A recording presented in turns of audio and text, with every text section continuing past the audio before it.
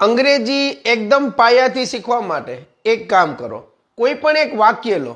For example, હું દીપક છું. 3 શબ્દ થઈ ગયા.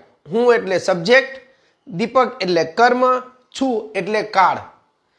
હું એટલે આઈ થાય, દીપકનો ઇંગ્લિશ દીપક જ થાય. હવે ફોકસ રાખવાનું છે કાળ ઉપર, અને એ ગુજરાતીમાં છેડે હોય, અંગ્રેજીમાં એ થાય બીજા સ્થાન ઉપર.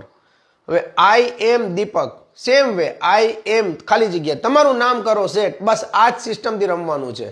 12 કાળ હોય કે 25 થી વધુ ક્રિયાપદો હોય, બીજા સ્થાન ઉપર જો સેટ કરતા શીખી ગયા ગુજરાતીથી, તો અંગ્રેજીનું વાક્ય બનાવતા આવડી ગયું. અને જો વાક્ય બનાવતા આવડી ગયું તો પ્રેક્ટિસ દ્વારા તેને સ્પીડમાં વધારો કરીને બોલવા માટે ઉપયોગમાં લઈ શકાય. That's it. 1 મિનિટની અંદર આખું સેટઅપ તમને જણાવ્યું. જાણવું હોય, જોવું હોય તો કોન્ટેક્ટ કરજો. Thank you. જય હિન્દ.